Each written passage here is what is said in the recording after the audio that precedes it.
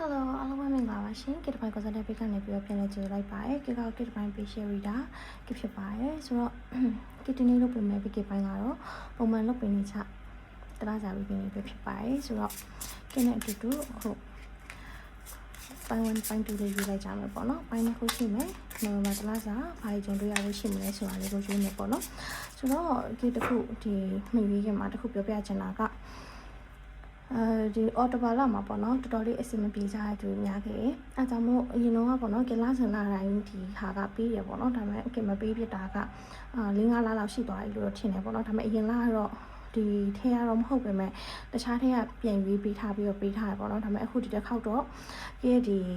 ပေါ့ဟို YouTube ဒါမှမဟုတ်ရှင်လေဒီ Facebook ပေါ့နော်အဲ့ထဲကနေပြီးတော့ comment ထားတဲ့သူတွေကဒီ lucky ritual ပေါ့နော်ကိစ္စမှာအဲ့လိုရတဲ့ lucky ritual လေးကိုကင်မဲဖောက်ပေးမယ်ကစ်ဝေပေးမယ်ပေါ့နော်လက်ဆောင်ပေါ့ဘယ်သူကန်ကောင်းမလဲပေါ့နော်အဲ့လိုလာတိုင်းလုပ်ပေးပြမအောင်အခုဒီတစ်ခေါက်လဲဒါနိုဝင်ဘာလမှာလုပ်ပေးခြင်းလို့ပေါ့နော်ဆိုတော့အဲ့ဒါလေးပြောချင်တာပါ comment နဲ့လူတယောက်ကိုကြည့်ရွေးပေးမယ်နော်ဆိုတော့အခုလောလောဆယ်တော့ဒါပိုင်းတစ်ခုရွေးလိုက်ကြမယ်နော်အခုကတော့ဒါ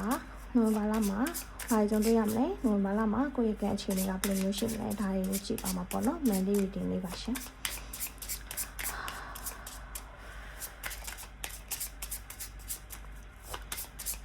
နိုဝင်ဘာလမှာဘာကြောင့်တွေ့ရလို့ရှိမလဲဆက်ဖမ်းမယ်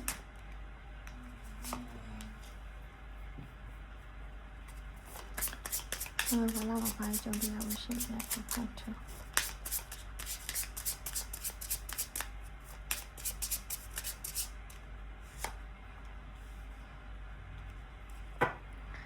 ဆိုတော့ဒီမှာပိုင်းလေးနှစ်ခုရှိမယ်ပိုင်း1ပိုင်း2ပေါ့နော်ဒီပိုင်းလေးနှစ်ခုတွေကကိုယ်စိတ်ကိုအစွဲဆောင်လို့ဖြစ်တဲ့ပိုင်းလေးကိုရွေးပေးပေါ့နော်ဒီနှစ်ခုမှာဆိုလို့ရှိရင်ဒါ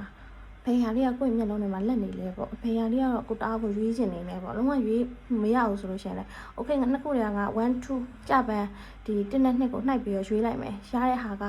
စောက်ရက်ထဲမှာနှိုက်ပေါ့နော်နှိုက်ပြီးတော့ခါကျရေးလိုက်ရေးပြီးရတဲ့ဟောက်စာကိုလာကြည့်လိုက်ပေါ့နော်ဆိုတော့ဒီရွေးချယ်လေးပေးမယ်နော်ဒီပိုင်းလေးနှစ်ခုတွေကကိုယ့်ရဲ့စိတ်ကိုအစွဲဆောင်ဆုံးဖြစ်တာဒါမှမဟုတ်ရှင်လည်းခုနရွေးလို့မရရင်1 2ဆိုပြီးကြပန်းကိုယ့်ကိုစောက်ရက်ကလေးနှိုက်ပြီးအခါကျရွေးလိုက်တာမျိုးလုပ်ကြည့်ပေးပါနော်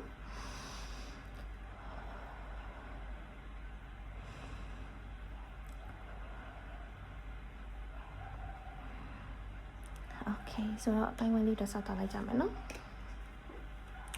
Hello ပိုင်း1လေးမင်္ဂလာပါဆိုတော့ပိုင်း1လေးရဲ့နိုဝင်ဘာလကဘယ်လိုလမျိုးဖြစ်မလဲဆိုတာကြည့်လိုက်ကြရအောင်ပေါ့နော်ပိုင်း1လေးထဲမှာပေါ့နော်အဲ့လိုမျိုးတချို့လူတွေရတယ် energy ကဟိုအရန်အကောင်းကြီးရလည်းမဟုတ်သလိုအဆိုးကြီးရလည်းမဟုတ်ဘူးပေါ့နော်ဟိုတယောက်တည်းတိတ်တိတ်ဆိတ်ဆိတ်နေခြင်းတဲ့အချိန်တွေလည်းများတယ်နော်ပြီးလို့ရှိရင်အဲ့လိုတစ်ခုခုလှုပ်ချင်လိုက်တဲ့ဆန္ဒတွေလည်းရှိတယ်နော်ပြီးလို့ရှိရင်နောက်ထပ်ဒီပိုင်း1လေးကကိုယ့်ရဲ့ဘဝမှာပေါ့နော်တချို့တော့အရာတွေကရက်တက်နေသလိုမျိုးခံစားရအမျိုးတွေလည်းခံစားမိနေတတ်တယ်ပေါ့နော်ဟိုပြောရမယ်ဆိုလို့ရှိရင်အခုချိန်မှာပေါ့နော်ဒီတိုင်းပဲနေရာထပ်ပေါ့တခုခုပေါ်မှာ focus လုပ်ဖို့အတွက်တော့ဒီကအကြံပေးခြင်းနဲ့ဒီပေါ့နိုဝင်ဘာလထဲမှာဆိုလို့ရှိရင်ကိုကလုံးဝပေါ့နော်အရင်တော့ပုံစံအရင်တော့ style မပြောင်းမလဲပဲတရှိခဲ့ဆိုလို့ရှိရင်ဒါနိုဝင်ဘာလရဲ့မှာကိုကပုံစံပြောင်းသွားတာမျိုးပို့ပြအလုပ်ကိုင်းကိုယ့်ရဲ့ဝါသနာပါတာဒါတွေကိုဥတည်တာမျိုးသိရမလားမဟုတ်လို့ရှိရင်လည်းကိုယ့်ရဲ့ပေါ့နော်ဥမာကိုကစတင်နေဆိုလို့ရှိရင်လည်းစတင်တဲ့အလုပ်ကိုပို့ပြီး skill မြင့်လာနော်တခုခုပေါ်မှာပို့ပြီးအာရုံစိုက်လာပေါ့ဝါသနာပါလို့ရှိရင်အဲ့အရာကိုထိုးထွင်းပြီးတော့ခါကြဒီအရာနဲ့ပတ်သက်ပြီးတော့အောင်မြင်အောင်ဆက်လုပ်တာစသဖြင့်ဒါမျိုးလေးတွေကိုနိုဝင်ဘာလရဲ့မှာလုပ်လာလိမ့်မယ်လို့တွေ့ရပေါ့နော်တချို့လူတွေကကြာလေအဲ့လိုမျိုးအဓိကမပြောင်းမလဲပဲရှိနေခဲ့တဲ့သူတွေကငါတခုခုတော့လုံးဝဖြစ်တော့မယ်ဆိုရဲစိတ်နဲ့လုပ်ဖို့အတွက်ဖြစ်လာလိမ့်မယ်ပေါ့နော်ဒါမျိုးလေးတော့တွေ့ရခံစားမိရဲဆိုတော့ကောက်ပါအဓိကအပြောင်းလဲလေးတော့လာရပေါ့နော်ကိုကိုတိုင်းကလည်းပြောင်းလဲခြင်းစိတ်ကလေးလည်းရှိနေတာမျိုးလို့လည်းထင်တယ်အဓိကတော့ဒီမှာKuno အစ်စာပေါ့နော်ဆိုတော့မပြောင်းမလဲပဲရှိရတဲ့သူတွေကလည်းမပြောင်းမလဲပဲရှိရတဲ့အတိုင်းပဲဆက်သွားမှာအကယ်၍ပြောင်းလဲမယ်တခုခုပေါ့နော်ငါဒီတိုင်းနေလို့တော့မဖြစ်ဘူးငါတခုခုတော့အာရုံစိုက်မှရမယ်ဆိုတဲ့သူတွေကလည်းအာရုံစိုက်ဖြစ်သွားပြီးတော့ခါကြကိုယ့်ရဲ့နေပယ်မှာပေါ့နော်ပို့ပြီး skillful ဖြစ်လာတာမျိုးကိုယ့်ရဲ့နေပယ်မှာပို့ပြီးအောင်မြင်ပေါ်ကြားလာတာမျိုးပေါ့နော်ဆက်ဖြစ်ဒါမျိုးလေးဖြစ်တတ်ပါတယ်ဆိုတော့တော့လက်တလုံးမှာတော့ပေါ့နော်စစ်ပင်မမှုတွေလည်းများတယ်အိမ်ပြောရတွေလည်းရှိတယ်ဖိစီးမှုတွေအများများပေါ့နော် pressure အများများမျိုးတွေခ ခံစားရပါဥမာကိုပေါ့မလုံလောက်တယ်လို့ကိုကပဲဒီတခုခုမှချွတ်ရွံ့နေတယ်လို့မျိုးပေါ့နော်ဆိုရင်ခံစားနေရတာဒါနိုဝင်ဘာလအစနောက်ပိုင်းမှာဆိုလို့ရှိရင်တော်တော်လေးအဆင်ပြေသွားပါလိမ့်မယ်ကိုရိုင်းကလည်းကိုယ့်ရဲ့ဝမ်းစာအတွက်ဖြစ်ဒါမှမဟုတ်ကိုယ့်ရဲ့ပေါ့နော်ဒီဉာဏ်ပညာအတွက်ဖြစ်ဒီစကေးကိုမြင့်မာလိမ့်မယ်ဆိုပြီးတွေးထားပါတယ်နော်လောလောဆယ်တော့တော်တော်လေးတွေးရပေါ့နော်ဆိုတော့ဒီမှာတာရောက်ကကလေးနဲ့ပေါ့နော်နိုဝင်ဘာတလစာဘာကြုံတွေ့ရဖို့ရှိမလဲဆိုပြီးတော့ချိန်လိုက်ကြမယ်နော်နိုဝင်ဘာတလစာဘာကြုံတွေ့ရဖို့ရှိမလဲ for pi 1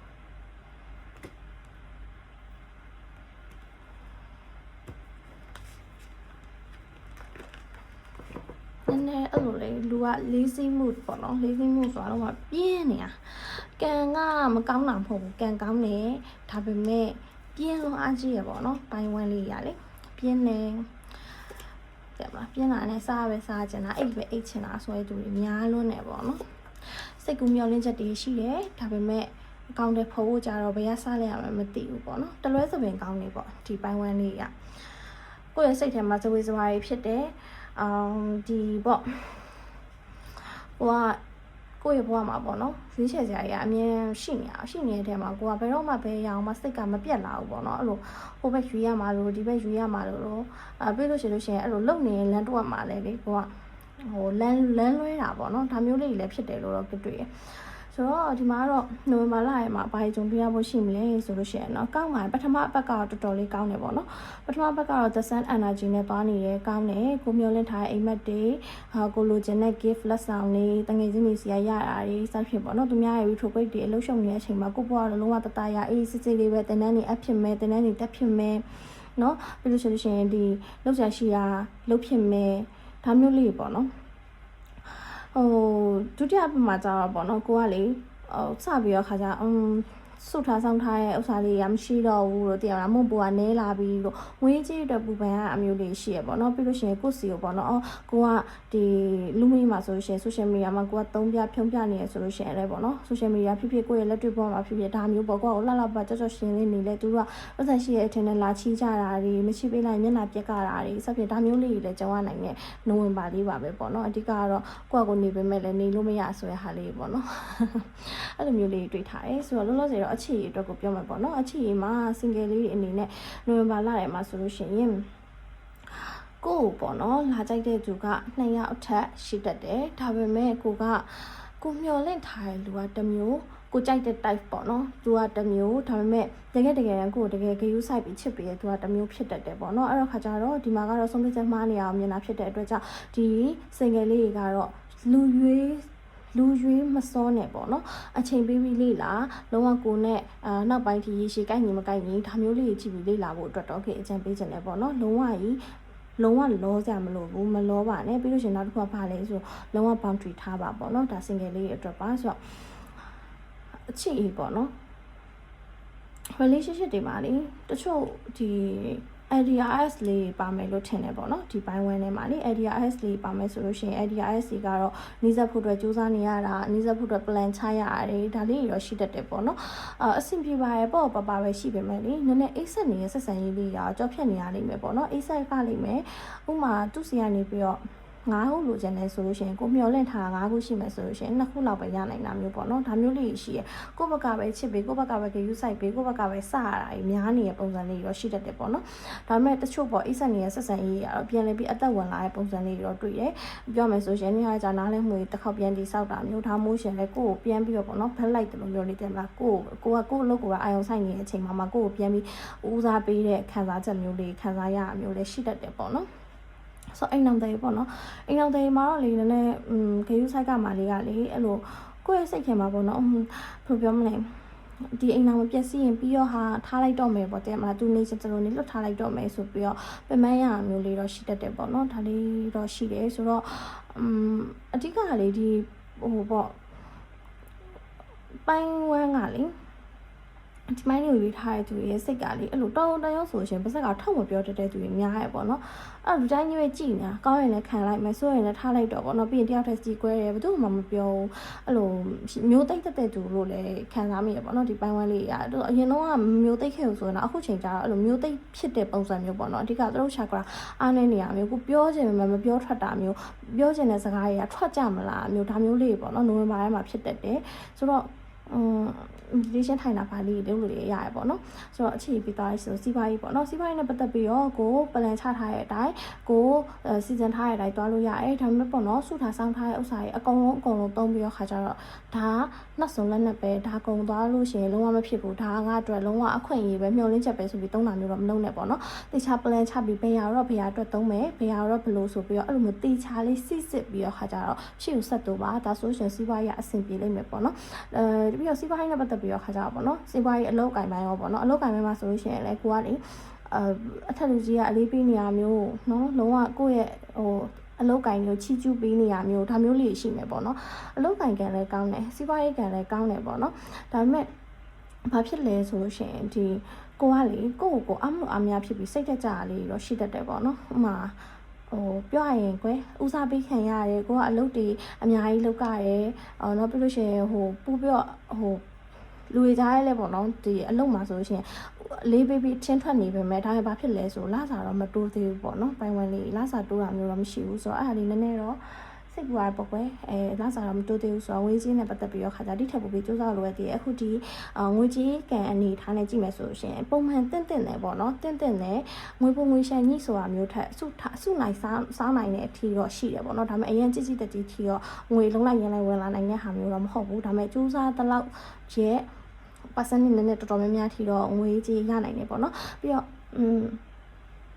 ့ဆိုတော့နောက်တစ်ခုကကျမကြီးပေါ့နော်ကျမကြီးနဲ့ပတ်သက်ပြီးတော့ခါကြတော့လေဒီပိုင်းဝန်းလေးတွေကအဲ့အစားမှန်အောင်လုပ်ကြမယ်ပြီးတော့နောက်တစ်ခုကဘာလဲဆိုလို့ရှိရင်လေအဲ့လိုအဓိကအေးပြတ်တာပဲပေါ့နော်အေးပြတ်တာကိုတော့အဆိုးဆုံးပဲပြီးလို့ရှိရင်နောက်ကဘာလဲဆိုအေးခံတာပေါ့နော်အေးခံတဲ့ပြီးရင်ပေါ့နော်အဲ့လိုတချို့ကြတော့လေအပြင်မှာပူလို့ဆိုပြီးတော့အပြင်မှာပူတဲ့အလုပ်တွေလုပ်ပြီးလို့ရှိရင်ရေခဲရေတောက်ဆိုဒါကြီးပေါ့နော်အဲ့ဒါကြီးကနေပြီးတော့ခါကြခဏချောင်းဆိုးတာတွေနေမကောင်းဖြစ်တာတွေဒါမျိုးဖြစ်တတ်တယ်ပေါ့နော်အဲ့ဒါဂေယူဆိုင်ကမယ်ပြီးလို့ရှိရင်ပေါ့နော်အဓိကလေကိုစိတ်လွတ်ကိုလို့ဖြစ်တာပေါ့နော်တခုခုပေါ်မှာအာရုံစိုက်ထားပြီးလို့ရှိရင်နောက်တစ်ခုကဇောမကတ်တဲ့ပုံစံမျိုးပေါ့နော်အဲ့တော့ကျမကြီးနဲ့ပတ်သက်ပြီးတော့ကအဲ့လိုကျန်တဲ့အရာကြီးမားမားဆိုတာထက်အဲ့လိုရေချိုးစင်ကျင်လာတွေပုံမှန်အလေးထားရှိတဲ့ဟာလေးပေါ့နော်တိတိမွမွလေးဒါလေးစင်ကျင်ပေးရတယ်ပေါ့နော်တခြားကြီးမားယောဂလက္ခဏာမရှိဘူးနောက်တစ်ခုကကျတော့ဒါရေလန်းခီးသွားတဲ့သူတွေဆိုလို့ရှိရင်နည်းနည်းဂယူဆိုင်ကမယ်ပေါ့နော်အများကြီးတော့မဟုတ်ဘူးဒါပေမဲ့ပုံမှန်လေးတိုင်းပဲဂယူဆိုင်ပေးရတယ်ဟောပေါ့ခရီးထွက်တယ်ဘာညာဖြစ်တယ်ဆိုလို့ရှိရင်စက်ပစ္စည်းဘာညာနှစ်ခါပြန်စစ်ကြမယ်ပေါ့နော်ကိုကတခုခုဆိုလို့ရှိရင်အဲ့လိုစိုးရင်ကြောက်ကြတတ်တော့ခါကြလေအစောကနေကအဲ့လိုတခုခုဖြစ်လို့ရှိရင်အန်ဆာဒီတိုက်ဘာမှမလုပ်နိုင်တော့ခါကြတော့အဲ့လိုမဖြစ်ခင်ကနေကကြိုတင်ကာကွယ်ရအနေနဲ့အရာအကုန်လုံးဒုတိယစတက်ထားပြီးတော့ခါကြအဲ့လိုပေါ့နော်ဒါမျိုးလေးမှာကျင်တယ်ကျမကြီးပြီးတော့ပြီးလူမှုရေးပေါ့နော်လူမှုရေးကခုနပြောထားသလိုမျိုးပဲလုံးဝလူတွေကြားမှာကိုကထင်ဖြစ်နေလိမ့်မယ်ကိုပေါ့နော်အဲ့လိုကိုရဲ့လုပ်ရက်တွေနဲ့ပတ်သက်ပြီးတော့လည်းချီးကျူးခံရမယ်လူများကြားထင်နေဟဲ့နင်ဒီတလို့ပိုလှလာရယ်နော်နင်ဒီတလို့ပိုမိုက်လာလိုက်တာခဏကိုချိုးစားလည်းမိုက်တယ်ဆက်ဖြစ်ပေါ့နော်ဒါမျိုးချီးကျူးမှုတွေလည်းခံရလိမ့်မယ်ပြီးလို့ရှိရင်ကိုပေါ့နော်အားကြပြီးတော့ခါကြဒီကိုသုံးနေဖြုံးနေရမြင်ပြီးတော့ခါကြသူပတ်စံတော်ရှိသွားပြီထင်တယ်ဆိုပြီးတော့လေပေါ့နော်အဓိကကွယ်မျက်နှာကြည့်မျိုးဖြစ်လာတဲ့ပုံစံမျိုးပေါ့နော်အဲ့လိုမျိုး aura ကအရန်ကိုတောက်ပနေလိမ့်မယ်ပေါ့နော်ဒီလူမှုရေးနဲ့ပတ်သက်ပြီးတော့လူကြားထဲမှာအဲ့လိုမျိုးပေါ့ဒါပေမဲ့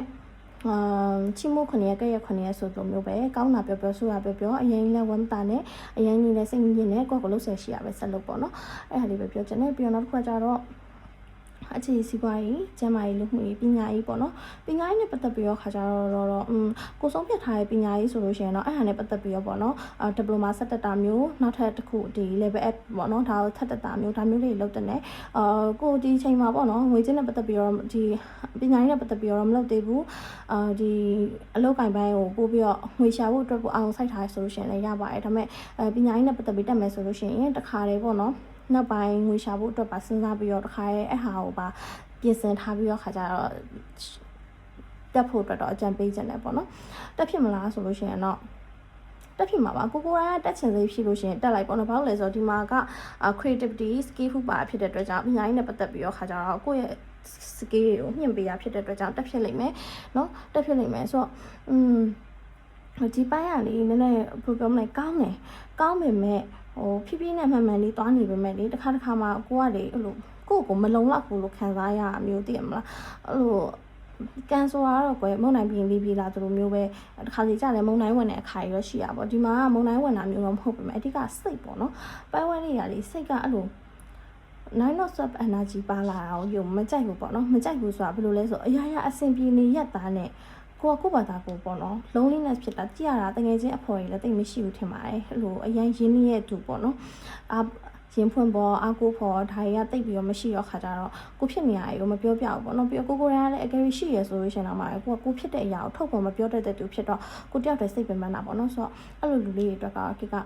အကြံတစ်ခုပေးမယ်အဲ့ဒါကတော့ကိုပြောချင်တာအရင်ဖွင့်ချင်တာအဲ့ဒါကိုပေါ့နော်ကြတော့ဒီလိုမျိုးစားအုပ်ကလေးပေါ့ဒါစားအုပ်လေးဖြစ်ဘာဖြစ်ဒီလိုတိတ်တိတ်လေးပေါ့နော်တိတ်တိတ်လေးဖြစ်ထားမို့ရှင်လည်းစားအုပ်ကြီးဖြစ်ရတယ်အဲ့လိုစားအုပ်နဲ့တရားကိုပြောပြနေတယ်မျိုးစားအုပ်ထဲမှာခြာရေးလိုက်ပေါ့နော်ခြာရေးပြီးသွားပြီးလို့ရှင်အဲ့ဆိုစိတ်ပေါ်သွားရရှင်အဲ့လိုမျိုးလေးလုပ်ကြည့်ပါတော့အဲ့လိုမျိုးလေးအကြံပေးချင်တယ်ဆိုတော့အခြေစီပွားရေးကျမရေးလုံးမှုရေးပညာရေးအကောင်ဆုံးပါပေါ့နော်ဆိုတော့ uniform message လေးကြည့်ရအောင်ဆိုတော့အနှစ်ချုပ်အနေနဲ့ကတော့အရင်ဆုံးပြောရမယ်ဆိုလို့ရှိရင်အခြေမှာအသစ်ဆက်တင်လာမျိုးရှိပေမဲ့ကိုပွားရဝင်လာရှိပေမဲ့အရင်ဝုန်းတိုင်းတဲ့ energy တော့မဟုတ်နေဘူးကိုလာကြိုက်တဲ့သူများလိမ့်မယ်စံအားကောင်းတယ်ဒါပေမဲ့ကိုရွေးချယ်တဲ့အနေထားမဟုတ်ဘူးနည်းနည်းလေးလာဆက်စစ်ကမယ်စီးပွားရေးနဲ့လောက်ကိုင်ရေးမှာလောက်ကိုင်မှာနာမည်ကောင်းနေရမျိုးကြောကြရမျိုးရှိတတ်တယ်စီးပွားရေးမှာဆိုလို့ရှိရင်လည်းကိုချမှတ်ထားတဲ့ plan တွေတိုင်းတခြားရှောက်ဖြစ်လိမ့်မယ်ဒီနိုဝင်ဘာလမှာကကိုယ့်ရဲ့ပေါ့နော်စီးပွားရေးဖြစ်အလောက်ကိုင်ဖြစ်အကျဉ်းညာရေးဖြစ်ကိုယ့်ရဲ့ skill ကိုပူပြီးတိုးတက်အောင်သင်တန်းတွေတက်တာအလောက်ကိုင်အခွင့်အလမ်းတွေတော့ပို့ပြီးတော့ကိုယ်အခွင့်အလမ်းရအောင် diploma ဆက်တက်တာဒါမျိုးတွေကိုလုပ်တင်တာမျိုးလေးကိုတွေ့တယ်တော့အနေနဲ့ဖြည်းဖြည်းမှန်လေးနဲ့တွားနေတယ်ပြီးလို့ရှိရင်ငွေကြီးစုဆောင်ဖြစ်လိမ့်မယ်တော်တော်လေးကိုစုဆောင်ဖြစ်လိမ့်မယ်ပေါ့နော်တချို့လူတွေအတွက်က luxury item ကိုဝယ်နိုင်နေဆိုပေမဲ့လည်းကိုကမဝယ်ပြလောက်ဘူးအင်ကြီးဘာကိုပို့ပြီးဆက်ရထက်တနာမျိုးပို့လှခြင်းနေရမျိုးဒီလိုက်မှာရှိလိမ့်မယ်ပြီးရင်ကျမကြီးအနေနဲ့ဆိုရှင်တော့ခုနပြောသလိုမျိုးပဲကိုကတခြားရိုင်အောင်စိုက်ထားပြီးတော့ကျမကြီးမလိုက်စားမျိုးဖြစ်တဲ့ဆိုတော့ကျမကြီးလိုက်စားပါပြီးတော့နောက်တစ်ခုက main လေးဖြစ်ယောက်ျားလေးဖြစ်ပေါ့နော်အဲ့လို weight short မယ်ဆိုပြီးတော့ခါကြတော့အစားလွန်အိမ်မလွန်ဒါကြီးပေါ့နော်အဲ့ဒါလေးနဲ့ပတ်သက်ပြီးတော့သတိထားမယ်ပြီးလို့ရှိရင်ခုနအိမ်တော်ကြီးနဲ့ပတ်သက်ပြီးတော့ပေါ့နော်အိမ်တော်ကြီးနဲ့ပတ်သက်ပြီးတော့ခါကြလေကိုကခုနပြောလိုမျိုးပဲဒီအိမ်တော်ကွဲရမလားဆက်သွားရမလားဆိုပြီးတွေးဝင်နေရဆိုလို့ရှိရင်ဘာမှမလုပ်ဖ ೇನೆ ကိုလည်းသူ့ကိုဘာလုပ်ပါသူ့ဘက်ကဘာလုပ်လာပါစေပဲဆိုပြီးမျှော်လင့်နေရမျိုးမဟုတ်ဖ ೇನೆ ကိုပိုင်ဘဝတိုးတက်မှုကိုရှောက်ခွေပါလို့ပြောချင်တယ်ပေါ့နော်ဆိုတော့အဲ့လိုလေးအကြံပေးချင်ပါတယ်ဆိုတော့ I want to try uniform message dragonfly နဲ့ have confidence during this time of great joy နဲ့နော်ဆိုတော့ဒီချိန်မှာပေါ့နော်လောက confidence ရှိပါတဲ့passion မှုရှိလို့ရှိရင်လည်းရဲဝံ့ passion လိုက်နော်ကို achievement တွေရတယ်လက်ဆောင်တွေရတယ်ထိုက်တယ်နဲ့ရလက်တွေရတယ်ဆိုလို့ရှိရင်လည်းဒါ passion လိုက်ပေါ့နော်ဒါမင်းပိုင်ဆိုင်ရမယ့်ဟာမလို့မင်းရပေါ့နော်connection to spirit တဲ့နော်ပြီးလို့ရှိရင်တော့အဓိကတော့ spirit တွေကိုကျေးဇူးတင်ပါပေါ့နော်အဓိကပေါ့ဟိုမှာကိတို့ပေါ့ဟိုဟာဘယ်လိုပြောမလဲစောင့်ရှောက်တွေကိုမလာရေးစိမ့်လှူပေးရမျိုးတွေကိုနဲ့သက်ဆိုင်ရပေါ့နော်ကိုကိစ္စလေးအဆင်ပြေသွားပြီကိုစိတ်ငြိမ်ရအပြေလဲသွားပြီဆိုရင်ဖះမှာပန်ကက်တာမျိုးဒါမှမဟုတ်ရှင်လဲအဲ့လိုကိုဆက်လောက်ဆက်ရှိရလုံးနေရမျိုးဒါမှမဟုတ်ရှင်လဲဒီဟောပေါ့ကိတော့ဘယ်လိုခေါ်လဲဟာလေးပန်ကက်လန်လေးနဲ့လေဖះကက်တာဖာလေးအဲ့ကိမိတ်နေလို့ပတ်စပ်ဖြာတယ်မင်းနဲ့ထားရပါတော့အဲ့မလာရေးစင်ကတ်တာကြီးပထိုင်ရတာကြီးစတင်ကိုလို့ဆရာရှိရလေးလို့ပေါ့နော်အဓိကကတော့ကတ်တူပေးရလေးလုပ်ပေးပါပြီးတော့ရေချမ်းလေးပေါ့နော်စိတ်အေးချမ်းစေဖို့အတွက်ရေချမ်းလေးများများကတ်ပေးပါရေခဲလေးကတ်ပေးပါဒါမျိုးလေးလုပ်ပေးပါပေါ့နော် beware တဲ့နော် beware who you are trusted တိုင်းဆိုခုနပြောလို့မျိုးပဲလူမှုရေးမှာပေါ့နော်ချီကျူးခွနေရကဲရခွနေရကောင်းတာပြောလဲမယုံနဲ့ဆိုတာပြောလဲကောင်းတာပြောလို့လဲအရင်မပြောနဲ့ဆိုတာပြောလို့လဲမခံစားနဲ့ပေါ့နော်ကိုပေနာမှာရှိရသူတွေကိုတတိထားပါကိုပေနာမှာရှိရသူလူကောင်းလူဆိုးလုံးဝလူလိမ်မှာကျိုးပါလားမပါလားမသိရဘူး။ तू ကကိုပေါ်ကောင်းလားဆိုးလားဆိုတော့ကိုကဘလို့မှမသိရဘူးပေါ့နော်။အဲ့တော့ခါကျတော့ကောင်းဤဆိုးဤဆိုတဲ့အရာတွေကိုအမြင်နဲ့ဆုံးဖြတ်တာမျိုးမလုပ်ဖ ೇನೆ ဟုတ်တော့ရှိမဟုတ်တော့ရှိဘယ်သူ့ကိုမဆိုသိပြီးမယုံပါနဲ့ပေါ့နော်။ဒါမျိုးပြောထားရဲ။ ကိုကောင်းကောင်းပြောလို့ချစ်ကျူးနေလို့လေသူကတော့ငါပေါ်တကယ်ကောင်းချပဲဆိုပြီးမယုံနေနဲ့ပေါ့နော်ဒါမျိုးလေးပါ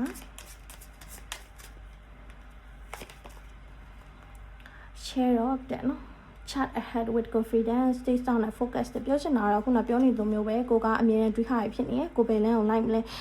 ဒီတိုင်းတော့ငြိမ်နေမလားဒါမှမဟုတ်ကိုတင်တန်းနေတက်မလားကို skill မြင့်တယ်မလားဘယ်လိုလုပ်မလဲစသဖြင့်ကိုလှုပ်ချင်တဲ့အရာ confidence ရှိနဲ့လှုပ်လိုက်ပါပေါ့နော်တတိရှိပါရဲရဲမှာပြီးရင်ကိုလှုပ်ချင်တာလုပ်ပါပေါ့နော် stay strong and focus ဆိုတော့ခါကျလုံးဝတတိရှိနဲ့ရှေ့ကိုဆက်သွားပါပေါ့နော်ဒါမျိုးလေးပြောရဲဆိုတော့နောက်တစ်ခုလေးကြည့်ချင်သေးတယ်နောက်တစ်ခုခါလေးနဲ့ကြည့်ရမယ်ဟုတ်ပြီဆိုတော့ဒီ answer oracle လေးနဲ့ပေါ့နော်ဆိုတော့ကိုယ်စိတ်ထဲမှာနိုဝင်ဘာလရမှာပေါ့နော်ကိုအရန်သိချင်နေတဲ့မိကုန်းတစ်ခုမေးလိုက်ပါမေးလိုက်ပေါ့နော်မေးလိုက်ပြီးတော့အဲ့အဖြေကကိုအတွက်ပေါ့နော်ကိုကဒီနိုဝင်ဘာလရမှာအဲ့ရာကကိုရှားမလားမရဘူးလား yes no ပေါ့နော်ဒါ answer the oracle test ဆိုတော့ခါကြတော့ဒါအဖြေလေးကြည့်ပေးမယ်ရှင်အဲ့ဆိုစဉ်းစားကြည့်နေမိကုန်းမင်းချင်းလေးကြည့်လိုက်နော်ပြီးရင်ဒီပိုင်းဝင်လေးတွေမေးထားတဲ့အဖြေကနိုဝင်ဘာလရမှာရမှာလားမရဘူးလား yes or no ဖြစ်ပြီလား you should pursue a different course of action ဆိုတော့ကိုကလေလုံးဝတခြားလမ်းပေါ့နော်အဲ့လိုမတူတဲ့ action တခုယူသင့်တယ်လို့ပြောရနော်သိလား you should အခုတွေးထားတဲ့ပုံစံမျိုးကိုစဉ်းစားထားသလိုမဟုတ်ဘဲနဲ့နောက်ထပ်တစ်လမ်းနောက်ထပ်မတူတဲ့ way တခုမတူတဲ့ course တခုဒါမျိုးเนาะအဲ့လိုမျိုးပြောရဲ don't overthink it အဲ့နဲ့ပတ်သက်ပြီးတော့အများကြီးစဉ်းစားပါနဲ့ဆိုပြီးပြောထားရဲဆိုတော့အောက်ကဟာလေးကြည့်မယ် yes okay ဆိုတော့ကိုကပေါ့နော်ဒီဟာကိုပြောရမယ်ဆိုရှင်ကိုကငါဒါလုပ်ရင်ဒါဖြစ်ကြမယ်ဒါလုပ်ရင်တော့ဒါဖြစ်မှာပဲဆိုပြီးအဲ့လိုမျိုးတွေးထားပေမဲ့အဲ့လိုမျိုးမဟုတ်တဲ့တခြားသောပုံစံမျိုးနဲ့ပြန်လှည့်ပြီးတွေးတင်တယ်ပေါ့နော်တွေးတဲ့နေတဲ့ပြီးလို့ရှိရင်ဒါနဲ့ပတ်သက်ပြီးတော့ overthink လည်းမဖြစ်ပါနဲ့ပေါ့နော်သူဖြစ်ရမယ့်အချိန်တန်ရင်ဖြစ်ကိုဖြစ်လာပါလိမ့်မယ်ဆိုပြီးပြောထားပါတယ်ဆိုတော့ဒါကတော့ပိုင်းဝန်းလေးတွေ reading ပဲဖြစ်ပါတယ်ဆိုတော့တိုက်ညီမရှိလို့မျှော်လင့်ပါတယ်နိုဝင်ဘာလတစ်လလုံးလည်းစိတ်ချမ်းသာခြင်းကိုယ်ကျန်းမာခြင်းနဲ့မကောင်းသူဖဲကောင်းသူပဲကိုယ်ပင်နာရှိပြီးတော့ပျော်ရွှင်ခြင်းတွေပိုင်ဆိုင်မှုအတွက်ကိစ္စတောင်းပေးပါတယ်နိုဝင်ဘာလတစ်လလုံးငွေကြေးအစမတန်ဝင်ပါစေပျော်ရွှင်ခြင်းတွေပိုင်ဆိုင်ပါစေနော်ဆိုတော့ဒါကတော့ပိုင်းဝန်းလေးပါနောက် reading မှာပြန်တွေ့မယ်နော်ပိုင်းဝန်းလေးတတာ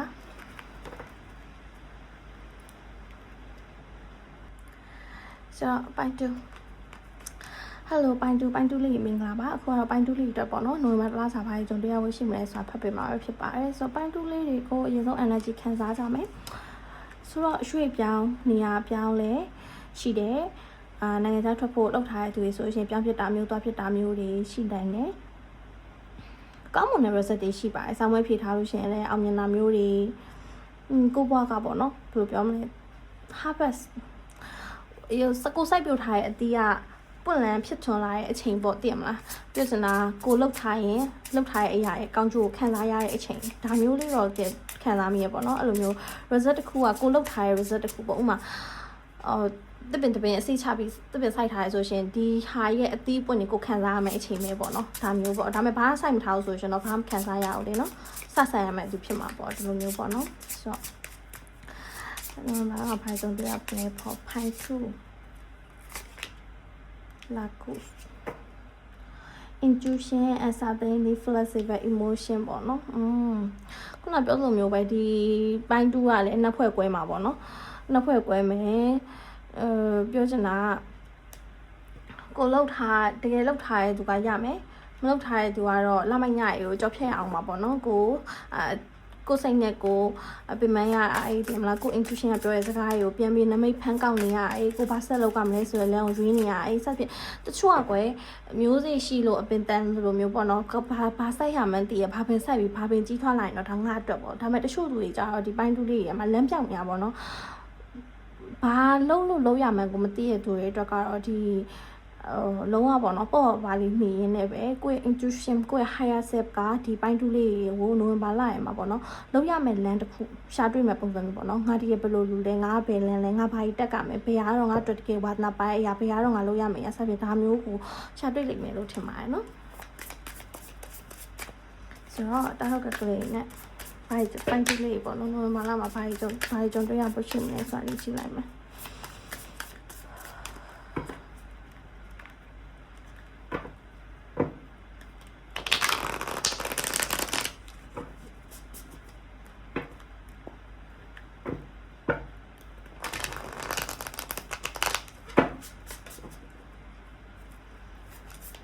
ဘာတွေကြုံနိုဝင်ဘာလမှာဘာတွေကြုံတွေ့ရလို့ရှိမလဲခေါ်ဖိုင်ဆိ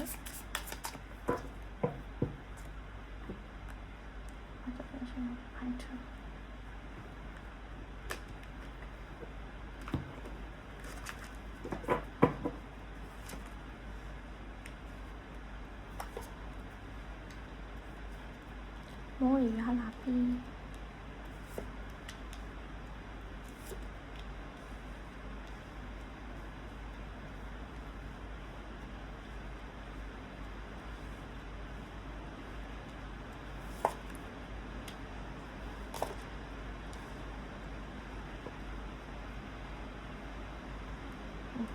ီဆို10 of swap energy ကလူတိုင်းပဲเนาะခုနပိုင်းဝမ်းမောင်းကလည်း10 of swap တပိုင်းသူမှာလည်း10 of swap စိတ်ပင်ပန်းစရာတွေเนาะကိုယုံကြည်ရတဲ့သူတစ္ဆာဖောက်တာတွေเนาะဖောက်လေဖောက်ပြန်နေဒါကြီးကတော့ဒီကာလမှာလူတိုင်းတော်တော်များများနေပါပေါ့เนาะကြုံနေရမျိုးတွေပေါ့ဆိုတော့ပိုင်းတူလေးအတွက်နိုဝင်ဘာလမှာဘာကြုံတွေ့ရဖို့ရှိမလဲဘာပြောင်းလဲလေးရှိမလဲဆိုတော့အချစ်ရည်မှာပေါ့เนาะအချစ်ရည်ကိုအရင်ပြောပြမယ်ပေါ့နော်တချို့တော့ relationship တွေအိမ်အောင်ရေးတွေမှာအဆုံးသတ်ရမယ့်ကိစ္စအဆုံးသက်ကိုတတ်သွားလိမ့်မယ်အပိတတ်ရမယ့်ကိစ္စအသက်ကိုတတ်သွားလိမ့်မယ်ပေါ့နော်ဆိုတော့ဒီ group မှာခုနပြောလိုမျိုးပဲအုပ်စုနှစ်စုကွဲသလိုမျိုးလုံးဝဒီကိုယ်စိတ်ကကိုသိပြီးသားဒီ relationship ကငါတို့ကရှေ့ဆက်သွားလို့ရနိုင်တဲ့ဆက်ဆံရေးနောက်တစ်စုကဒီ relationship ကတော့ငါဘလောက်စူးစမ်းလုံးဝမရတော့ဘူးဆိုတော့တိကိုတည်းရဲ့ဆက်ဆံရေးမျိုးပေါ့နော်ဆိုတော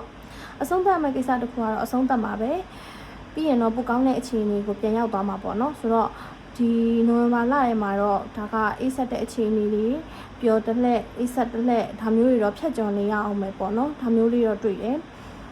နော်ဒါမျိုးလေးတွေ့ရပြောရမယ်ဆိုရှင်ကွယ်အိမ်အောင်တဲ့ရအောင်နော်ဒါကိုဝင်ကိစ္စတရင်ကောက်ကြားရမျိုးလေးရှိရအိမ်အောင်တဲ့တော့ကတော့အရန်ကောင်းတယ်ဘာမှတိတ်ပြီးတော့အဲ့လိုမျိုးစိတ်ပင်ပန်းစရာမရှိဘူးကိုယ်စိတ်ထဲမှာပေါ့နော်ဒါကိုဝင်ဟော်မုန်းကြောင့်မလို့ပေါ့နော်ဒီမျိုးသားနဲ့ပတ်သက်တဲ့ဟာမျိုးကိုကိုယ်အနေနဲ့စိုးရိမ်စိတ်တွေတန်တရားစိတ်တွေရှိပေမဲ့လည်းတန်တဲ့စိတ်ပူစရာတော့မရှိဘူးဒါပေမဲ့ single တွေနော်ဒီ relationship တွေမှာဆိုရှင်တတိထားမှာဒီလူကဘာသာမတူလူမျိုးမတူရင်ပို့ဆိုးတယ်ဒီလူကကိုယ့်အတွက်ပေါ့နော်ကိုယ့်အတွက်စစ်မှန်တဲ့ချစ်ချင်းလေးဆိုတာထက်အဓိကကိုကလေမျက်စိပိန်ထားပိန်နေပြီဒီလူကတော့ငါ့ပေါ်ကောင်းမှာပါဆိုပြီးတွေးရဲ့အတွေးတွေကမဟုတ်နေဘူးပေါ့နော်တကယ်ဆိုအဲ့လိုမျိုးမတွေးသင့်ဘူးစပြီးတော့ကိုယ့်ဘော်ရဲဝင်လာပြီးကိုယ့်ဘော်လုတ်ပေးနေကြတယ်ကိုကအဲ့လိုမျိုးအကောင်းမဲ့တွေးပြီးလို့မရဘူးတွားငါ့ကိုတကယ်ဘယ်လိုမျိုး treatment ပေးရလဲငါ့ကိုဘယ်လိုဒါမျိုးလုပ်ပေးရလဲပေါ့နော်ဒါကိုတခြားကြည့်ပြီးမှအဲ့ဟာမှတက်ဆင့်တက်ကပေါ့နော် relationship ဆက်ဆံနိုင်ရေးတိုင်းတစ်ခုမှာပေါ့နော်အိမ်တိမ်ဆောက်တုံဆိုတော့ foundation အုံမြင့်ခိုင်မှုကအရင်အရေးကြီးရပေါ့နော်ဆိုတော့အတူတူရှိရုံချစ်ရုံပဲမဟုတ်ဘဲနဲ့အုံမြင့်ကိုတခြားခိုင်းပြီးတော့ငါတို့ဘယ်လိုဆက်သွားကြမယ်ဟေ့ဆိုတာကိုကပုံသွင်းနိုင်ရတယ်ပေါ့နော်ဆိုတော့အဲ့လိုမျိုးမှမလုပ်နိုင်ဘူးဆိုရှင်တော့အခုကနေရာမှာစအကောင်းတယ်အဲ့တော့ခါကျတော့စိတ်ပင်ပန်းရမယ်ဆိုလို့ရှင်တော့ဒါလှည့်ထွက်ခဲ့ပေါ့နော်ဒါပေမဲ့လည်းဒီမှာကတော့တချို့လူတွေကတော့အဆက်အသွယ်ပြတ်နေရဆိုပြန်ဆုံနိုင်တဲ့သူတွေရှိတယ်တချို့ကတော့ဒါလုံးဝနှစ်ယောက်ကြားမှာတွေးပြီးတော့ခါကျတော့ဂျားလူဝင်တာမျိုးတွေဂျားအဖြတ်စီရှိရမျိုးတွေဒါမျိုးလေးတွေလည်းဖြစ်တတ်တာမျိုးတွေ့ရတယ်ပေါ့နော်ဆိုတော့စီးပွားရေးနဲ့ပတ်သက်ပြီးတော့ထပ်ကြည့်မယ်ဆိုလို့ရှိရင်စီးပွားရေးနဲ့ပတ်သက်ပြီးတော့ဒါငြိမ်နေတဲ့ကာလပေါ့နော်ကိုကလေအဲ့လိုပေါ့လုံးဝမရတာကြီးကိုပဲတိလာစူးကြီးစီးပွားရေးနဲ့ပတ်သက်ပြီးတော့ငါဒီဥစ္စာကိုရင်းနှီးလိုက်လို့ရှင်တော့ငါမှတော်တော်ကိုအမြတ်ရမှာပဲဆိုပြီးတော့ခါကျချီးငှားပြီးလုပ်တဲ့ကိစ္စတွေဆိုလုံးဝမလုပ်သင့်ပါဘူးအတိတ်တတိနဲ့စဉ်းကျင်တဲ့ပေါ့နော်ကိုယ့်ရဲ့စိတ်ထဲမှာဆိုကိုယ့်ကိုအထူးခုကနေပြီးတတိပေးလို့ခံစားရလိမ့်မယ်ဒီပိုင်းတူးလေးပေါ့နော်တခုခုလောက်ခံနေတိုင်းမှာအဲ့လိုငါတော့ဒါလုပ်တဲ့နဲ့မလုပ်တဲ့ကိုစပြင်အဲ့ဟာကိုပေါ့နော်အဲ့ဟာကိုသိပြီးမှလုပ်ပါပေါ့နော်ပြီးတော့နောက်တစ်ခုကလေအဲ့လိုပေါ့ကိုယ့်ရဲ့ပေါ့နော်မိသားစုဝင်တွေဒါတွေနဲ့တိုင်ပင်ပြီးတော့ပေါ့နော်တိုင်ပင်ပြီးသူတို့ရဲ့ပြောစကားကိုလည်းနားထောင်သူတို့နဲ့လည်းချစ်ခင်နေပြီးတော့ခါကြကိုလုံးမဲ့အရာတွေကိုတိုင်ပင်ပြီးလုပ်ပါပေါ့နော်ကိုတယောက်တည်းပဲပေါ့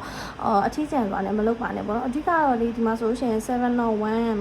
strand 2 step တွေပါနေတာပေါ့နော်ဆိုတော့ပြောရမယ်ဆိုရှင်အတွေးနဲ့ပဲပေါ့နော်ဒါကတော့ငါ့အတွက်ကောင်းမှာပါဒါကတော့ငါ့အတွက်အဆင်ပြေမှာပါဆိုပြီးမြက်ကန်းလန်းရှောင်မလုံးနဲ့ပေါ့နော်ကံကိုယုံပြီးတော့စူးပုံမနှင်းနဲ့ပေါ့နော်ကံကိုယုံပြီးစူးပုံမနှင်းနဲ့ကိုကလုံနိုင်စွမ်းအားရှိနေပေမဲ့လည်းထပ်ပြီးစူးစမ်းဖို့လိုအပ်နေတဲ့ကာလဖြစ်နေရပေါ့နော်အဲ့တော့ချက်ချင်းကြီးခုနပြောလိုမျိုးပဲဝုန်းတိုင်းဆိုဖြစ်တာမဟုတ်ဘဲနဲ့တဆင့်စီဖြစ်တဲ့ဟာကိုလုံးဝမှတ်ထားမယ်ပေါ့နော်အလောက်ကံပိုင်းမှာလည်းပေါ့နော်ငါတလောက်ဒီ skill ရှိတာဒီလောက်မှမလို့ချင်တော့ထွက်ပြီးငါနောက်လောက်ချက်ချင်းရှာမယ်ဆိုရှင်ဒါ communicate ဖြစ်တတ်တယ်ချက်ချင်းရှာတွေ့ရဲ့အလုပ်မျိုးတွေမဖြစ်တတ်ဘူးပေါ့နော်အဲ့ဒါနည်းနည်းသတိထားမယ်ပြီးလို့ရှင်နောက်တစ်ခုကဘာလဲဆိုရှင်အလောက်ကိုင်းနဲ့ပတ်သက်ပြီးတော့ကောင်းပါရဲ့ဒီလားအလောက်ကိုင်းနဲ့ပတ်သက်ပြီးတော့လေဟိုလိုအများကြီးမရှိဘူးဒါပေမဲ့ငွေကြေးကံမှာပေါ့နော်အဲ့လိုတမင်မွေးကြားစားရဲဆိုတဲ့ပုံစံမျိုးဖြစ်တတ်တယ်ဒီ ဒီပိုင်းတူးလေးရလေလုံးဝဝင်လာလိုက်ကုံသွားလိုက်300ကြီးကအရန်ကိုများလွန်းပြီးတော့ခါကြတော့ရှာလိုက်3လိုက်ရှာ3ဖြစ်နေတာပေါ့နော်ငွေပုံငွေချမ်းထွက်မလာပဲနဲ့ကုံမဲကုံနေတဲ့ဟာမျိုးဒီပိုင်းတူးလေးတစ်ချက်သားလေးရှိရပေါ့နော်အဲ့တော့ဟိုငွေဝင်ရတရားတွေငွေဒီစုဆောင်မိစေဖို့တွေငွေဖွက်နာလက်ဖွက်နာတွေဒါမျိုးတွေတော်တော်ကိုလုပ်တင်တယ်ပေါ့နော်ကိုကန်ဆာတာဟိုပြောရမယ်ဆိုလက်ကီရီချူရဲကအလုံးတက်ဆုံးတွေမှာပါတယ်ပေါ့နော်ကိုလုံးတမကန်ကနောက်ကလိုက်အောင်အခုကကန်လေးနည်းနည်းညှက်နေတဲ့အထက်မှာပါတယ်ပေါ့နော်လုံးဝအများကြီးမဟုတ်ဘူးဒါပေမဲ့လည်းတတိအတိနဲ့ရှင်ပြီးလုပ်ရမယ်ဆိုတော့ဖျက်ပြပို့လုပ်ရမယ်သက်ဆိုင်ရာဗတားကြီးလုပ်ရမယ်အလှူတန်းကြီးလုပ်ရမယ်ပေါ့နော်ကိုစိတ်ထဲမှာကိုမေးလျော့ရဲ့ချင်းနေအရာကြီးလုပ်ရမယ်ပြီးရင်ကောင်းမွန်တဲ့အတွေ့တွေးပြီးတော့ခါကြမျက်ကန်လန်းလျှောက်တွေမလုပ်ကြအောင်စသဖြင့်ဒါမျိုးလေးလုပ်ဝင်မယ်ဆိုလို့ရှင်တော့ကန်လေးတက်လာမှာပါပေါ့နော်ကန်လေးတက်လာလိမ့်မယ်အဓိကဖះကိုလည်းပန်းလေးလှူပေးရမျိုးတည်မလားရေလိုလန်းလိုပန်းလိုမှုပါစေပေါ့နော်စသဖြင့်အဲ့လိုမျိုးကိုဒီဆုတောင်းတာမျိုးလေးဒါမျိုးလေးလည်းလုပ်ကြမယ်ပေါ့နော်ငွေကြေးကန်ကတော့ခုနပြောလိုမျိုးပဲဆိုတော့လူမှုရေးပေါ့နော်လူမှုရေးပိုင်းမှာမတွေ့ရကြတဲ့သူတွေပြန်တွေ့မယ်မစင်လာကြတဲ့သူတွေပြန်ခင်မယ်နော်ကိုယ်ဆိုလို့ရှိရင်ယုံပြီးတော့ပေးရသူရှိပေမဲ့ကိုကအဲ့ဒါကိုကိုယ်တိုင်ကအလွဲသုံးစားလုပ်ချင်တဲ့စိတ်တွေဖြစ်လာတတ်တယ်ပေါ့နော်ကိုယ့်ရဲ့စိတ်တွေကစာနေရောခါကြလေကိုယ်ကိုယုံပေးရသူတွေအလွဲသုံးစားလုပ်မရမျိုးတွေဖြစ်တယ်လို့မို့အဲ့ဒါလေးကြည့်ဆိုင်ကြမယ်ပေါ့နော်ပြီးတော့နောက်တစ်ခုကကြတော့ဒီလူမှုရေးမှာပေါ့နော်မခင်လာကြတဲ့သူတွေနဲ့ပြန်ဆုံနေဆိုပေမဲ့ပေါ့နော်ကိုယ်တိုင်ကလည်းပေါ့နော်ဒီprogram နဲ့တချို့တော့ဆက်ဆံရေးတွေမှာလေကိုရကအေးဆက်ဆက်ဖြစ်နေတတ်တယ်ပေါ့နော်ကိုတကယ်လိုက်ဆွဲနေတဲ့ဆက်ဆံရေးကကြအေးဆက်နေပြီးတော့ကိုတကယ်ခင်ပေးရတဲ့သူကတက်ရှိနေရမျိုးပေါ့နော်ဒါမျိုးလေးတွေလည်းကြုံရတတ်တယ်ကိုတကယ်ရင်းနှီးရဲ့သူကကြတော့လုံးဝကိုအဖတ်မလုပ်ခိုင်းတဲ့တခြားလူတွေကကိုအဖက်လုပ်နေရမျိုးသိရမှာလုံးဝကိုရဲ့ငယ်တငယ်ချင်းနေရာမှာကိုတကယ်ကောင်းပေးနေရမျိုးဒါမျိုးလေးတွေလည်းဒီနိုဝင်ဘာလမှာခံစားရမယ်လို့တွေ့ရပေါ့နော်ဆိုတော့အခြေစီးပွားရေးငွေကြေးလူမှုရေးကျန်းမာရေးပေါ့နော်ကျန်းမာရေးအနေနဲ့ပိုင်းတူးလေးတွေကလေခေါင်းမူခေါင်းကိုက်တာခဏခဏဖြစ်တတ်တယ်အော်ရာအန်နာခဏခဏဖြစ်တတ်တယ်ပြီးလို့ရှိရင်ပေါ့နော်အဲ့လိုလေအကျော်အားနေရပေါ့နော်လက်လီအားမရှိတာအဲ့လိုပစ္စည်းတစ်ခုကိုင်လို့ရှိရင်ဇွတ်ဇွတ်ဆိုပြုတ်ကျသွားတာပေါ့နော်ခန္ဓာကိုယ်အားနေအထီရောမဟုတ်ပဲမဲ့အဲ့လိုနည်းနည်းဟိုလူကအယိုးမအကျော်ပေါ့နော်အကျော်မနိုင်တာအဲ့လိုအဲ့ဟာလေးပေါ့နော်လေးကျင်ကန်းလေးလောက်ကမယ်ပေါ့နော်ခန္ဓာကိုယ်ကအဲ့လိုလေးကျင်ကန်းဆက်ဖြစ်ကိုပေါ့နော်အမြဲအဲ့လိုစိတ်ပင်ပန်းလို့ဒီအလုပ်တွေပဲလုပ်တယ်ဒါဟိပဲလုပ်တယ်လေးလာစရာရှက်လေးလာတယ်ဒါဟိပဲမဟုတ်ခင်နေပေါ့နော်လေးကျင်ငယ်လုပ်တာမျိုးကိုယ့်ရဲ့ခန္ဓာကိုယ်ခရူးဆိုင်တာမျိုးဒါမျိုးလေးတွေလုပ်ဖို့တော်မှကျင်နေပေါ့နော်ပြီးတော့ပညာရေးနဲ့ပတ်သက်ပြီးတော့ဆိုရှင်လေပညာရေးမှာဆိုရှင်ဒီပိုင်းတူးလေးကတင်တန်းတက်ဖြစ်တာမျိုးလေးတွေပညာရေးတစ်ခုခုသင်ဖြစ်တာမျိုးလေးတွေเนาะလုံးဝကိုစိတ်ပင်ပန်းရလုံးကိုဘာလို့ရမှမသိလမ်းပြောင်းနေတဲ့အချိန်မှာဒီလိုမျိုးတောင်းနဲ့ဆိုင်တဲ့ပညာရေးတွေဒီလောကီပညာရက်တွေဒါမျိုးတွေသင်ဖြစ်တာမျိုးသိရမလားကိုယ့်ရဲ့အတိတ်ရောက်ကဒီလမ်းထဲကဆိုရှင်လည်းသူ့ဆရာအကူကြီးတောင်းဖြစ်တာမျိုးဒါမှမဟုတ်ရှင်အဲ့လိုပေါ့အဓိကသင်ဖြစ်တာမျိုးပေါ့နော်ပညာရက်တစ်ခုခုသင်ဖြစ်တာမျိုးလေးတွေလည်းရှိတတ်တယ်ပညာရေးနဲ့ပတ်သက်ပြီးတော့ပေါ့နော်ကိုစိတ်ပါဝင်စားတာမျိုးကိုတခုခုကကိုယ့်ရဲ့ higher self က calling လုပ်တာမျိုးပေါ့နော်ဒါမျိုးလေးတွေဖြစ်တတ်တယ်ပြီးတော့နောက်တစ်ခုကကြတော့ခုနကျမ်းမာရေးပိုင်းနဲ့ပတ်သက်ပြီးတော့လေလေချောင်းနာတာတွေသိရမလားလုံးဝအတန်ကထွက်မလာတာလုံးဝကိုတိုင်းရဲ့အတန်ကလေလုံးဝပြီးတော့ပြောရှင် changes ဖြစ်သွားပါတော့အရင်တော့နဲ့အတန်တလုံးမဟုတ်ပါဘူးဆိုပြီးပြောတဲ့ပုံစံမျိုးတွေဒါမျိုးတွေလည်းကြားရတာမျိုးပေါ့နော်ပြီးရင်ကိုယ့်ရဲ့ရုပ်ရည်ဆိုလို့ရှင်လည်းပေါ့နော်နိုဝင်ဘာပြီးတော့လို့ရှင်အရင်တော့ချစ်စရာလေးဆိုလို့ရှင်လည်းပေါ့နော်အဲ့လိုဟိုနည်းနည်းစိတ်ပင်ပန်းနန်းလေးရနေတဲ့ပုံလေးတို့ဒါမှမဟုတ်ရှင်လည်းကိုယ်ကရင်းကျက်လာတဲ့ပုံစံပြောင်းသွားတာတို့ဒါမျိုး face changes တွေလည်းဖြစ်တတ်တယ်ပေါ့နော်အခြေအနေစီးပွားရေးကျန်းမာရေးလုံးမှုရေးပညာရေးဆိုတော့အရေးကိစ္စအကောင်လုံးတော့ဆုံးသွားပြီပေါ့နော်ဆိုတော့အနည်းချုပ်ပြောရမယ်ဆိုလို့ရှိရင်အခြေအနေပတ်သက်ပြီးအဆုံးသတ်မယ့်ကိစ္စတစ်ခုကအဆုံးသတ်ကမယ်အမှန်တရားတစ်ခုပေါ်ထွက်လာဖို့ရှိရဲတချို့သောကိစ္စတွေမှာအမှန်တရားကရှေ့ဆက်သွားမလားဘာဆက်ဖြစ်မလဲဆိုတော့အမှန်တရားတစ်ခုတော့ပေါ်ထွက်လာမယ်ပေါ့နော်အဲ့ဒီပုံမှာကိုကဖြစ်လာတဲ့အရာပေါ်မှာအဲ့ဟာကိုလက်ခံပြီးတော့ဆက်သွားဖို့လိုအပ်တယ်အတင်းရောကာရောစူးစမ်းမယ်ဆိုလို့ရှိရင်ကိုပဲပို့ပြီးပြင်မှန်းမယ်ပေါ့နော်ဒါမျိုးရှိတယ်ပြီးရင်ဒီစီးပွားရေးဘက်မှာကိုမနိုင်ဝင်မထမ်းရဘူးအလကားနေရင်ပေါ့နော်ကိုတော့မဟုတ်တဲ့အရာဟိုသွားပြီးတော့ပေါ့နော်မဲပြီးတော့ငွေကုန်ကြီးကြအများကြီးသူများစီကချင်းကားပြီးအထိအဲ့လိုစီးပွားရေးလုပ်တာမျိုးတွေမလုပ်ကြဘူးပေါ့နော်ဆိုတော့ကျမကြီးနဲ့ပတ်သက်ပြီးတော့ဒါခေါင်းမခေါင်းလိုက်တာတတိထားမယ်လေချောင်းနာတာချောင်းဆိုးတာလေဘင်းနဲ့ပတ်သက်တာမျိုးတွေတတိထားကြမယ်နောက်ပြီးလို့ရှိရင်ပေါ့နော်အဲ့လိုဒီရေအိတ်နဲ့ပတ်သက်တာတွေနော်ပြီးလို့ရှိရင်ဒီဟိုလေးပတ်နာပေါ့နော်ဒါရိုတတိထားမယ်ပြီးအကျော်ပေါ့နော်ဒါရိုတတိထားမယ်ပြီးလို့ရှိရင်ပညာရေးနဲ့ပတ်သက်ပြီးတော့ပညာရေးတစ်ထပ်ဖြစ်မယ်လူမှုရေးနဲ့ပတ်သက်ပြီးတော့ကောင်းမွန်တဲ့သူတွေလည်းရှိသူဆိုးတဲ့သူတွေလည်းရှိတယ်ဒါပေမဲ့ကိုပေါ့အထောက်အကူပြုပြီးတော့ကောင်းမွန်ပေးမဲ့သူကိုတော့ရှားတယ်အဲ့တော့ခါကျတော့ဟိုနည်းနည်းတတိထားပြီးတော့ပေါင်းပေါ့နော်ဆိုတော့ဒီ information တောင်းမယ်နော် Shiva message for Pine Tree.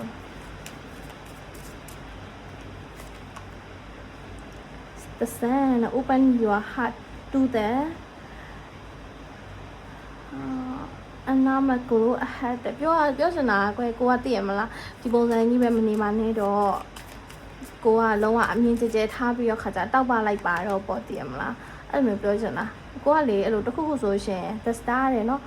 Hard tired, Oba. ဟိုပင်မနဲ့အချိန်ညာပြီးသွားပြီပေါ့နော်ရှေ့ကိုပဲဆက်ကြည့်ပြီးတော့ခါကြ abundant day happiness day အဲ့ဟာကိုလိုက်ရှာပါပေါ့နော် positivity ပဲထားပါတဲ့ positivity ရှေ့မှာလာနေပါပြီပေါ့နော်ပြောရရင်ပင်မခဲ့တာကြီးအတင်းရုံးကန်ခဲ့ရတာကြီးပြီးပါပြီပေါ့